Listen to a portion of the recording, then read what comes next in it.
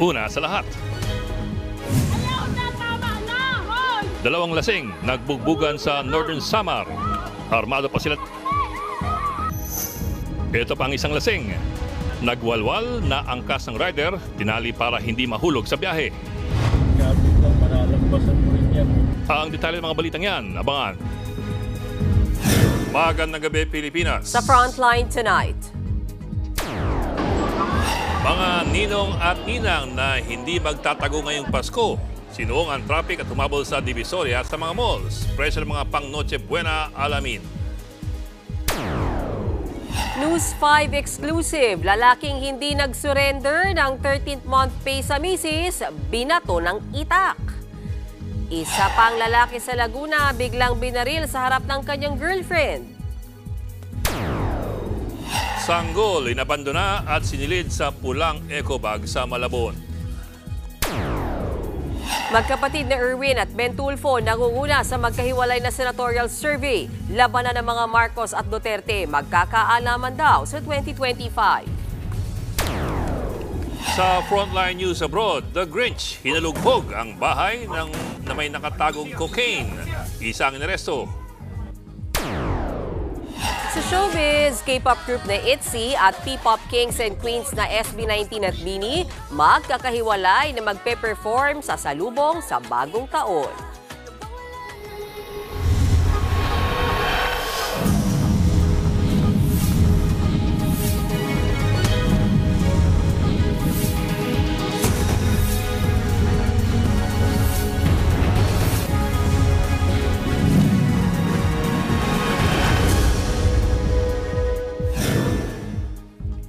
Dalawang araw na lang at Pasko na. Maraming ninong at ninang ang nagla-last minute shopping sa Divisoria at sa mga mall. Sa hirap ng buhay, kanya-kanya silang diskarte para makatipid pero hindi raw sila magtatago sa mga inaanak. Nasa frontline ng balitang yan si Ria Fernandez. Ready na sina ninong at ninang sa panregalo sa mga inaanak. Sinuong nila ang sikip ng Divisoria at ng mga shopping mall. Magkanda ipit-ipit man ang budget, wala raw sa bokabularyo nilang magtago. Kahit pa 20 ang inaanak, gaya ni Ninang Joy. Minsan lang naman ang Pasko eh. Minsan lang? So, gaano po kagalante kayong ninang? Sakto lang. Sakto lang. Magkano ang budget? Nakakaiwan na. Sina Ninong Ronaldo Aquino at Ninang Chelly Roelo naman, nakabudget ng maigi. Kumusta po ba kayo bilang ninong? Ano po ba kayo? Magalante po ba kayo? Hindi. Ayun, tama lang, syempre. Sa ano tayo bibili? Yung mga buy one, take one. Pero merong mga galanting ninang gaya ni Kim. Siguro sa mga pag-inaanak, siguro mga 500, ganon. Tapos yung sa mga ano lang, like 100, pwede na yun siguro. Never daw silang magtatago. Hindi talaga. Lagi tayong kahit mahirap, gagawa natin ng paraan. Ay, hindi po magtatago. Yung iba namang nag-last minute shopping, abay naghintay raw kasi ng grasya para may pambigay sa mga inaanak. Last minute na rin yung mga bonus, mga 13 month. Walang pera. Ngayon lang naka-utang. Utang pa. Sa mga inaanak dyan ha, wag naman sanang choosy. Ang hirap kayang makipagsiksikan sa Divisoria at malls at mag-budget. Yung maalala ka ay isang malaking bagay na. Ika nga, it's the thought that counts. Siyempre, bukod sa tipid-tipid sa Christmas gifts, tipid-tipid din sa pang Noche Buena. May mga last minute ding namili, partikular sa Balintawak Market sa Quezon City. Ang manok, 150 pesos per kilo lang noon, 180 to 190 pesos na ngayon. Nagmahal din ang baboy na nasa 270 hanggang 360 pesos na kada kilo, depende sa klase. Ramdam ng mga nagtitinda ang pagtumal ng mga namimili kumpara noong nakaraang taon. Pero nila, ngayon bumabawi sila eh. Kasi mga nakaraan, lugi din daw sila. Pero meron namang options, gaya ng mga mahilig sa kaldereta, dahil hindi gumalaw ang presyo ng baka na naglalaro sa 200 hanggang 480 pesos per kilo, depende sa parte. Hindi rin tumaas ang presyo ng ilang gulay pang rekado gaya ng pechay bagyo, carrots, lettuce, broccoli, sibuyas, bawang at luya. Bumaba rin lalo ang presyo ng talong, ampalaya at okra. pero tumaas naman ang repolyo, pechay Tagalog at kamatis. Sa price guide ng Noche Buena items na inilabas ng Department of Trade and Industry, naglalaro sa higit 300 pesos hanggang 650 pesos ang isang kilo ng ham depende sa brand. 89 to 91 pesos naman ang 800 grams ng fruit cocktail. 124 hanggang 310 pesos naman ang 500 grams ng cheese depende rin sa brand. Habang 80 hanggang 110 pesos din ang 900 grams to 1 kilo ng spaghetti pasta. Nagbabalita mula sa Frontline, Ria Fernandez, News 5. Punuan na sa mga terminal ng bus at maging sa NAIA sa dami ng biyaheng probinsya at pa-abroad. Matindi rin ang traffic sa EDSA at may ilan pang pasimpleng dumaraan sa EDSA busway. Nasa Frontline na balitang yan, Ian Suyo. Kapag masikip ang traffic, matutong dumiskarte. Pero wag namang iligal. Ang taxi na ito, feel na feel dumaan sa EDSA busway para makaiwas sa traffic. Pero hindi siya nakaiwas sa huli. Sinubukan pa niyang tumakas pero pinara siya at tinikitan. Bukod sa hindi otorisadong pagdaan sa busway, hinihinalang peke ang lisensya ng driver. Ang motor namang ito, nakabuntot pa sa EDSA carousel sa kalilipat ng lane kapag malapit na sa enforcers. Isa pa itong motor taxi na ito na sinita at tinikitan din. Ito namang isang ito, kinawayan na ng enforcer pero sinubukan pa rin tumakas. Ang ending, huli pa rin siya. Ilan lang yan sa mga pasaway ng motoristang nagpupumilit dumaan sa busway kahit bawal. Depensa nila, hindi nila alam kahit paulit-ulit na ang paalala. Ayon sa kanila, umiiwas lang daw sila sa traffic. Pero hindi lang sa kalsada ang traffic. Pati ang mga pasahero sa mga bus terminals at airports dagsa na rin. Mga uuwi at magpapasko sa kani-kanilang probinsya at abroad. Sa NAIA Terminal 3, sobrang dami na ng mga pasahero. Ang ilan nga sa kanila, maaga nang nagpunta sa airport. Kasi may kasama po kami senior para at least ay maagang nakaka-check-in. Medyo traffic at saka galing pa po kami sa probinsya eh. Inagaan lang po namin. Baka po medyo traffic at saka matagal sa loob ng airport.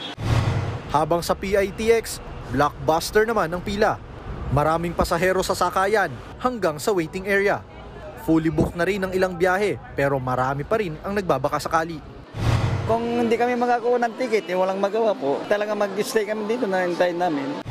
Kahit saan man ang punta ngayong holiday season, habaan ng pasensya at sumunod sa batas para iwas abala. Nagbabalita mula sa Frontline, Ian Suyu, News 5. Pinato ng itak ang isang lalaking hindi raw nag-surrender ng kanyang 13th month pay sa kanyang misis. Ang biktimang tinamaan sa mukha, tuluyang nakipag-break. Nasa Frontline ng balitang yan si John Aroa, exclusive. Mula pisngi hanggang baba, ang hiwa ng 36 anyos na si Alvin Codera sa Cebu City. Ang sugat na yan, tinamo niya matapos silang magtalo ng kanyang kinakasama. Ayon kay Codera, nagtalo sila ng live-in partner na si Nina Pritos sa kanilang bahay noong Biyernes ng gabi. Ang dahilan, hindi na ibigay na 13-month pay ng biktima. Sa galit daw ng kinakasama ni Codera, hinagis daw nito ang itak at tumama sa mukha niya. Sa laki ng sugat, umabot sa 12 ang tahi sa mukha ng biktima. Nagalit siya kasi pislip daw. Sabi ko, bakit napa mo ako ng pislip? Kahit nga 1 piso, wala nga akong minsan, binigay ko sa iyo lahat. Pumunta pa sa presinto si Codera para ipablatter ang kanyang live-in partner. Pero umatras siya na malamang makukulong ang kinakasama. Paliwanag naman ni Pritos na puno na siya sa asawang lulong sa sugal. Sabi ko sa kanya, hindi ka na nagpapakita ng payslip ko kasi sa akin lahat, inano lang niya susugal niya, scatter. Ganun. Isang araw matapos ang pananakit kay Codera, rumesbak naman ang mga kamag-anak niya. Kinuyog nila si Pritos kaya nagkaroon siya ng kalmot sa muka at bukol sa ulo. Pumagitna na ang barangay sa away ng dalawa pero wala na silang planong magsampa ng reklamo laban sa isa't isa. Nagkasundo na lang sina Codera at Pritos na maghiwalay pero susustentuhan pa rin ng lalaki ang 5 nilang anak. Nagbabalita mula sa Frontline, John Arua, News 5. Malapit ang binarel ang isang lalaki habang ka-holding hands ang kanyang nobya sa Laguna. Ang magkasintahan, nagpapahingalaman daw noon sa pagbabalot ng mga regalo. Nasa Frontline na balitang yan si Brian Basa, exclusive. Matao pa habang naglalakad ang magkasintahang ito sa Rizal Boulevard, Santa Rosa City, Laguna noong Biyernes ng gabi. Masaya pa silang magka-holding hands habang may nakabuntot sa kanilang taong naka-jacket at face mask. Biglang binaril niya ang lalaking nakaiti. Ang nobya naman napatakbo sa takot. Mabilis na tumakas ang gunman na sumakay ng motor. Sa kabila ng tama ng bala sa batok at sa tiyan, buhay ang lalaki at nakagagalaw pa matapos ang krimen. Pero nagkalat sa kalsada ang kanyang dugo. May malay pa ang 22 anyos na biktima ng isugod sa ospital. Pero nitong Sabado, nawalan na siya ng malay at kritikal na ang lagay. Sa eksklusibong panayam sa News 5, emosyonal ang nobya ng biktima nang alalahanin ang pamamaril. Nagbabalot lang daw sila ng mga regalo sa bahay para sa Pasko. Pero lumabas sila noon para bumili ng pagkain. Magpapasko, tas ganito po. Ngayon hindi ko alam, natatakot ako, baka po pati ako, balikan po ako. Hindi mo na po alam. Ganun po. Sobrang trauma po. Sa harap-harapan ko po, binaril, katabi ko siya. Malungkot din ang kaka-birthday lang na nanay ng biktima. Tahimik lang siya, mabait siyang anak. Alam ko wala siyang kaaway. Kung pwede pa nga lang sana na ako na lang po ang nasa kalagayan niya. Dahil bunso ko po siyang anak. Hinala naman ng kasintahan ng biktima, posibleng may kinalaman ang dati niyang nobyong Singaporean. Minsan na raw kasi siyang pinagbantaan nito. Sinasabi niya po sa akin na may kilala daw po siya na nag-hire po ng mga gano'n, ng gunman. Bago ko pa po makilala yung biktima, pinagbabantaan niya daw po ako na pag nagloko ko, hindi niya ako yung papatayin daw po niya yung lalaki. Tinutugis ng mga pulis ang gunman habang nasa ospital pa rin ang biktima. Mula sa Santa Rosa City, Laguna, nagbabalita mula sa Frontline, Brian Basa, News 5. Sa Davao de Oro, dead on the spot ang isang sekyong binaril sa dibdib ng mga holdupper. Ang mga suspect, higit 3 milyong piso ang natangay. Nasa Frontline ang balitang yan si Bril Montalvo. Sa video na ito, pasado alas 9 kaninang umaga, makikitang binuksan ng isang lalaki ang pintuan ng sasakyan sa Compostela, Davao de Oro. Doon sasakay ang isang bank teller, kasunod ng security guard. Maya-maya, isang armadong lalaki ang biglang nang hold up sa dalawa. Pumalag ang sekyu, pero hindi na siya nakaporma pa. Agad-agad siyang binaril sa dibdib. Ang isang kasamahan ng gunman, dumiretso sa bank teller at kinuha ang dala nitong pera sabay sibat. Ito na ang sumunod na eksena. Halos maglupase ang babaeng yan sa gitna ng kalsada. Nasa tabi niya ang wala ng buhay na asawa sa barangay Poblasyon. Kinilala ang biktima ang si James Crucio, 24 na taong gulang. Base sa investigasyon ng otoridad, kumuha ng pera sa kliyente ang sikyo kasama ang teller ng bangko. Pabalik na sila ng sasakyan ng hold-upin. Tinangay rin ng mga tumakas na salarin ang shotgun ng gwardya. At higit sa lahat, ang bag na may lamang perang nagkakahalaga ng 3.6 million pesos. Mayroon daw sasakyan ang mga suspect. Nakuha sa crime scene ang 2 basyo ng bala. Sa tulong ng CCTV, may 6 na persons of interest ang otoridad. Patuloy ang hot pursuit operation. Nagbabalita mula sa Frontline, Bril Montalvo, News 5.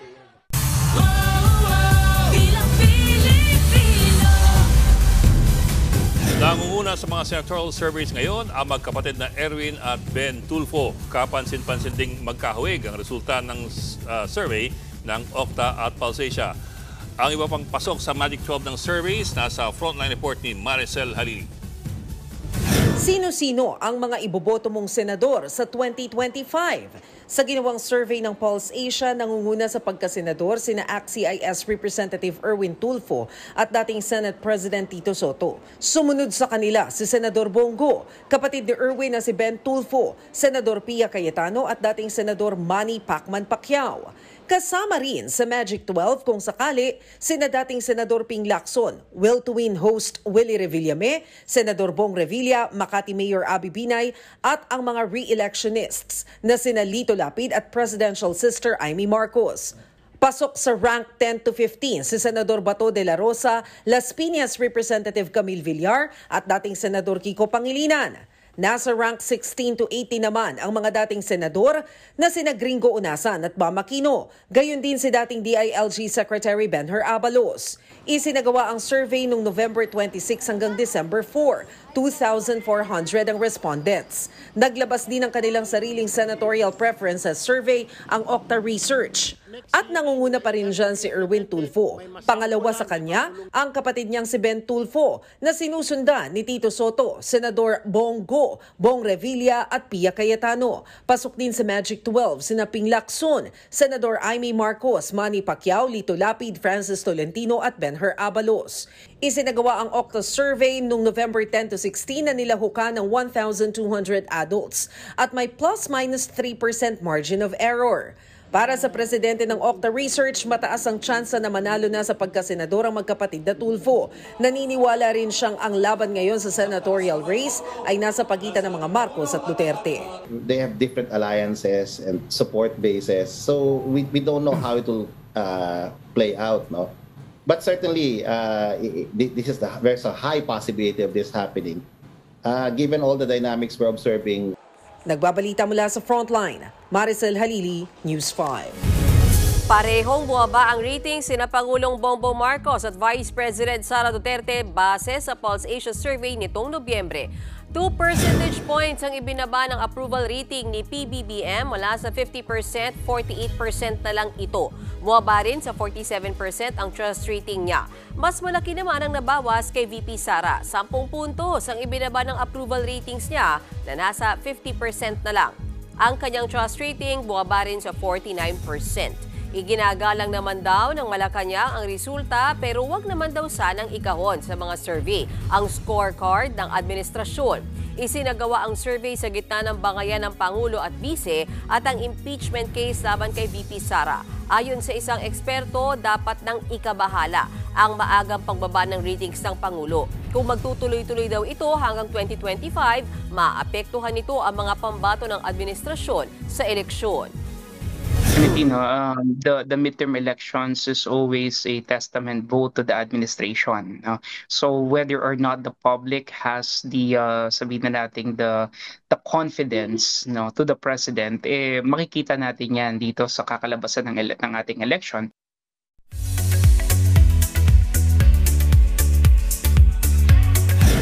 Showbiz tonight na tayo.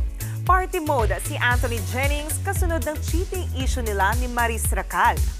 Base sa ilang trending videos, masayang nakiparty last Friday ang aktor with co-stars niya sa Incognito na sina Daniel Padilla, Richard Gutierrez at Kyla Estrada. Wala naman sa video si Maris. Hindi malinaw kung bakit hindi siya dumalo kahit kasama rin siya sa cast ng Incognito. Speaking of Daniel na nasa party rin, kinumpirma raw ni DJ na totoong nag-ninja move siya sa ex niyang si Catherine Bernardo sa isang Christmas event. Ayon yan sa source ni Quizmoza host OG Diaz. Wala pa namang direktang pahayag dyan sina DJ at Kat. Nag-iisip ba kayo ng papanoorin sa mga bahay nyo this Christmas? Ito ang mga must-watch films para sa inyo. Ang 10 best Christmas movies of all time. Silipin natin yan sa report ni MJ Marfori. Extra special ang Christmas celebration, lalo kung may kasamang movie marathon. Mas damang-damaya kung ang pinapanood mo ay pang-Pasko rin. Gaya ng best Christmas movies of all time ayon sa isang user ng Internet Movie Database o IMDb. Pang-10 sa listahan ng horror comedy na Gremlins. It's incredible. And probably Tungkol yan sa kakaibang pet monsters na nanggulo sa isang town. They might even replace the dog as the family pet. I'm Santa Claus. Oh, you don't believe that? Para naman sa inner child natin na naniniwala kay Santa Claus. Ito ang 1947 film, Miracle on 34th Street. I've got a feeling he is Santa Claus, Mother. Next dyan, ang comedy na National Lampoon's Christmas Vacation. Merry Christmas! Family-themed ang pelikula about sa bakasyon gone wrong. Landing on the 7th spot mula sa North Pole. You look like you came from the North Pole. That's exactly where I came from. Ang 2003 iconic film na Elf. Then yeah. Isang oversized elf na searching for his father sa New York. Santa's coming to town! Oh my God! Santa here? I know him. I know him. Rudolph the Red-Nosed Reindeer. Pasok naman sa top 6 ang 1965 full animated film na Rudolph the Red-Nosed Reindeer. Say it glows. All of the other reindeer. Swak sa mga chikiting at feeling chikiting at hearts. You'll go down in history. At ang top 5 Christmas films, malalaman natin yan ang mamaya. Ang sure pasok dyan ang sikat na pelikulang Home Alone. Susunod, lalaking lasing daw, tinali sa rider habang nasa biyahe. Habang sa Northern Samar, dalawang lalaking lasing nagsakitan sa gitna ng kalsada. At karakter ni Lee Jung-jae sa Squid Game, bakit nga ba sumali muli sa nakamamatay na laro? Magbabalik pa ang Frontline tonight. Mga kapatid, Ed Lingao po, nasa Estados Unidos, Canada o saan mang dako ka ng mundo, manatiling may alam at may pakialam sa mga mainit na balita dito sa ating bansa. Simulan natin ang bawat araw sa tuloy-tuloy na balitaan sa Frontline. Mag-follow at mag-subscribe sa social media pages ng News 5.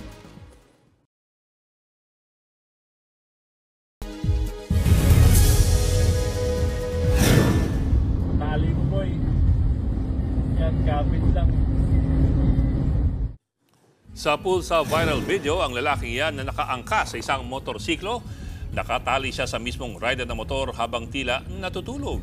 Hinihinalang lasing ang angkas ng motor na wala ring suot na helmet. Wala pang detalye kung saan naispatan ng lalaki at kung saan sila galing. Pero paalala ng mga otoridad ngayong Pasko, kapag tipsy na, awat na sa pag-inom. Nauwi sa away ang inuman ng dalawang lalaki sa Bobon, Northern Samar. Ayaw na, tama na! Hoy! Ayaw na ka na! Ayaw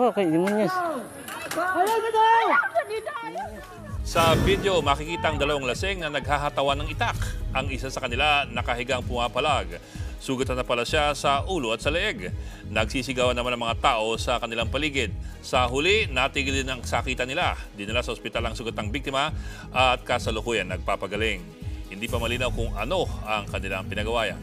2 araw bago magpasko, muli naman nagbuga ng abo ang Bulkang Kanlaon sa Negros Occidental. Ayon po sa PHIVOLCS, umabot sa 1.5 metro ang abo o kilometro ang abo na nagsimulang ibuga ng bulkan kaninang 11:45 a.m.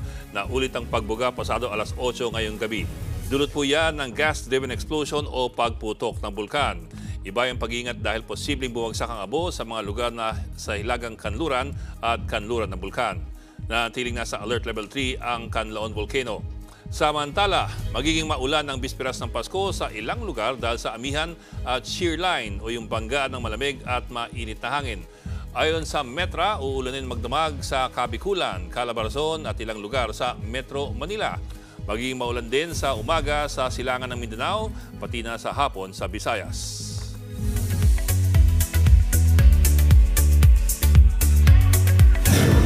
Thursday pa showing ang much-awaited Squid Game 2. Pero ngayon pa lang, ramdam na ang Squid Game fever sa kahit saang panig ng mundo. Nasa frontline ng balitang yan si MJ Marfori. Mula Paris hanggang Green Hills, Bangkok, Thailand hanggang Galleria. Pati sa Los Angeles kung saan nakilaro si Liza Soberano at saan mang dako ng mundo. Wala na talagang takas ang kahit na sino kay red light, green light doll Young-hee.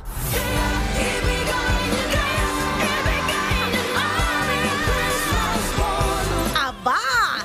Naki-Christmas bonus pa nga siya ala AGs.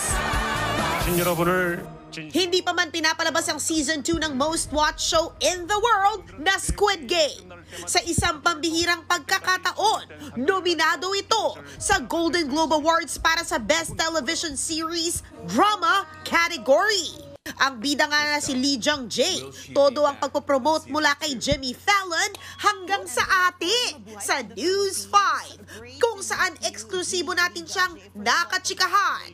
Ang tanong ng lahat, Bakit ba kasi bumalik ang karakter niya sa games? Can you walk us through the character development of Gi-hoon in season 2? 시즌 2를 통과한 혹은 시즌 2의 게임들을 모두 이겨내고 우승한 기훈이 도저히 그 상금을 쓸 수 없는 어떤 그런 양심을 느끼고 kaya naman pala, sa bagong season, dapat nawabangan ng mga bagong children's games at mga kontrabida tulad ni frontman played by multi-awarded Korean superstar Oppa Lee Byung-hun.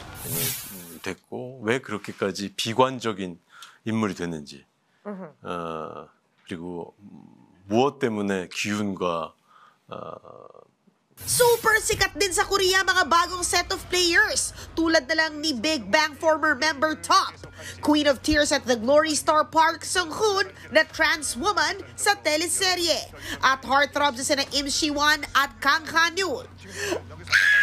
Exciting! Mapapanood na nga ang Squid Game Season 2 simula December 26 sa Netflix. Nagbabalita mula sa Frontline, MJ Marfori, News 5.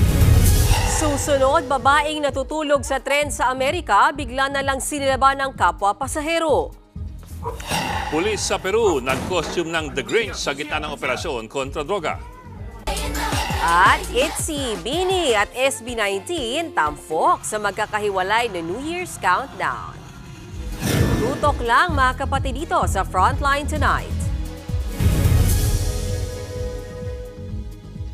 Mga kapatid, Mean Los Baños po. Nasa Europa o saan mang dako ka ng mundo, manatiling may alam at may pakialam sa mga maiinit na balita dito sa ating bansa. Simulan natin ang bawat araw sa tuloy-tuloy na balitaan sa Frontline. Mag-follow at mag-subscribe sa social media pages ng News 5.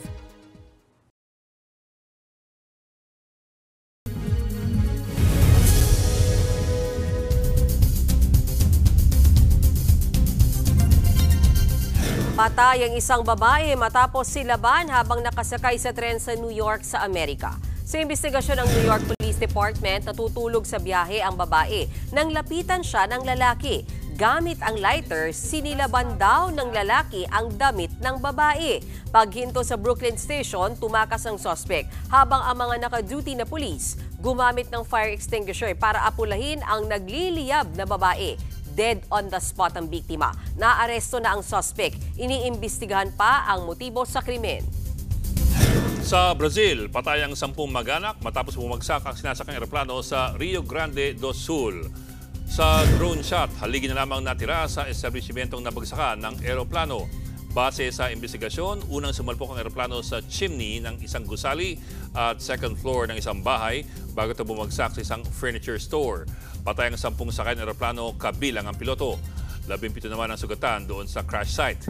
Inaalam pa ang sanhi ng aksidente. Pang-Christmas ang diskarte ng panghuhuli ng mga pulis sa Peru. Nag-costume sila ala The Grinch. Narito ang Frontline News Abroad. Spotted si The Grinch sa Lima, Peru.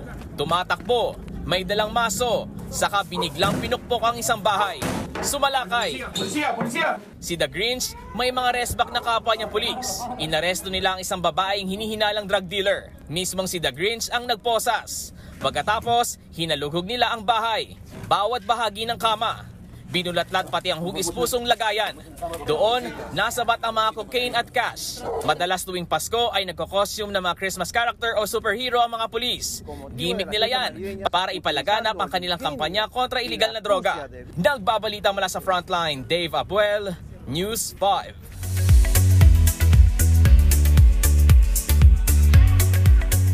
Anong ganap nyo sa New Year's Eve?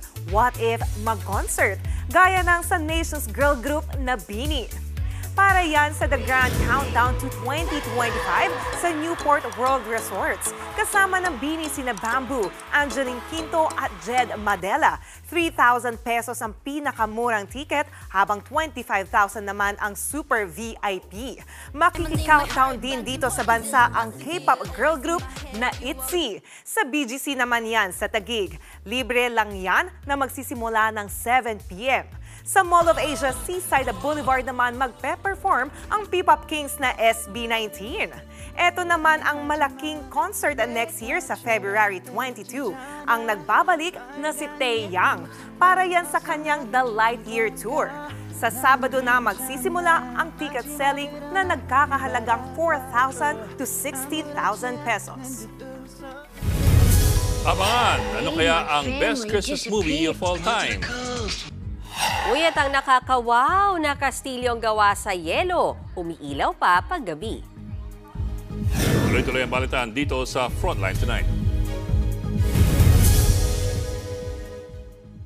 Mga kapatid, Ed Lingaw po, nasa Estados Unidos, Canada o saan mang dako ka ng mundo, manatiling may alam at may pakialam sa mga mainit na balita dito sa ating bansa. Simulan natin ang bawat araw sa tuloy-tuloy na balitaan sa Frontline. Mag-follow at mag-subscribe sa social media pages ng News 5.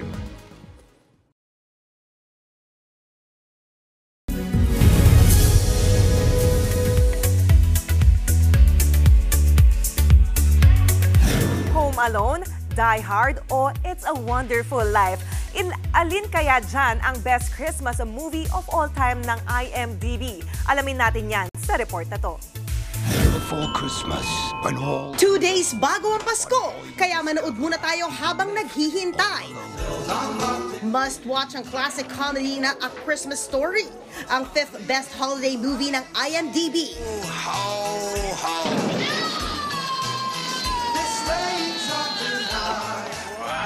Para sa mga gusto lang matawa dahil sa kwelang misadventures ng isang pamilya bago ang Pasko. Kung bet nyo naman ang makaluma na medyo spooky, eto ang A Christmas Carol. Sa halip na si Santa, mga espiritong dadalaw sa'yo. Pangatlo, ang sikat na Home Alone. I made my family disappear.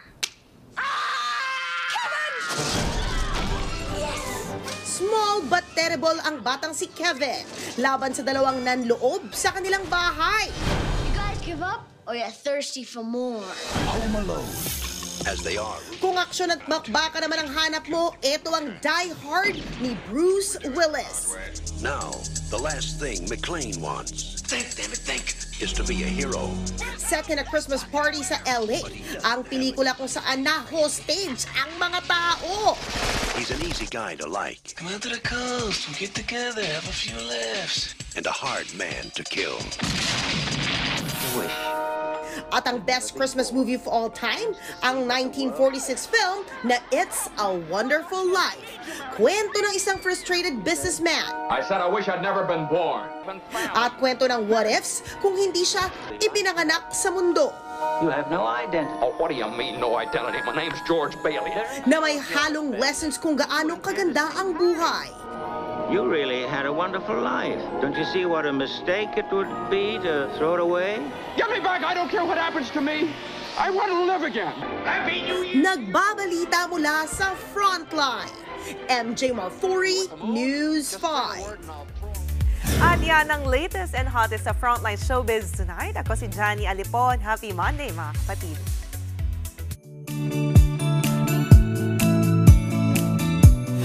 At sa ating pabaong pampagood night, Christmas is everywhere, kaya naman Santa Claus is everywhere na rin.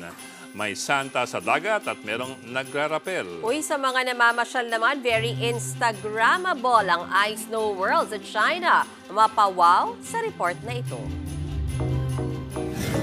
Para kang nasa fairyland. Ito ang Ice Snow World sa Harbin City, China. Bongga talaga, kaya nga ice na, snow pa. Gawa sa yelo ang malakastilyong estrukturang Instagrammable.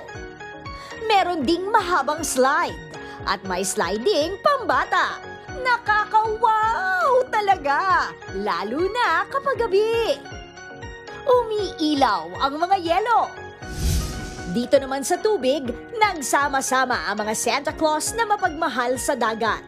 Nakasakay sila ng paddleboard sa Greece. Nasa 30 stand-up paddleboarding o SUP athletes ang lumahok sa Santa event. This is all about the love of the sea. We love the sea, we love the balance, we love to be together. Santa is full of gifts, full of positiveness and mindfulness. Siyempre, super natuwa naman ang mga nanonood sa Maraming Santa Claus. Speaking of Santa, ibang level ang pagka-adventurous ng 78 years old na Santa Claus na ito sa Guatemala City. Tumawid lang naman siya ng riles at nagrapel ng 70 meters o 229 feet. Sulit na sulit ang stunt na yan ni Santa dahil pagbaba niya, nakangiting mga bata ang sumalubong sa kanya. Siyempre, hindi siya pwedeng hindi mamigay ng regalo na sinuklian naman ng halik. Nagbabalita mula sa Frontline, Laila Pangilinan, News 5. Ba't naman gagawin ni Santa yun? Bitter ka pa. 2 days na lang, Pasko na. O, ginawa ko na yung countdown for you. Sorry na. Pero alam mo, Mok, the best Christmas movie should be a movie about Christmas. Not any movie situated sa Kapaskuhan. Like, for example, yung Home Alone was not about Christmas. Die Hard was not about Christmas. Alam mo ang mo kay Jay mo. Ay, sige. Happy lang tayo. Basta may Christmas, sir. Kaya nga, charot. Talaga nag-away-away tayo. 2 versus 1. Oo. Okay, sige. Goodbye na nga sa inyo. Sige. At yan po ang 45 minuto paging mas malagang headlines. Balitaan at diskusyon para sa paghubog ng matalinong opinyon. Kami yung kasangga sa pagbabalita. Ako po si Mean Los Baños. Ako naman po si Ed Lincao. Magandang gabi.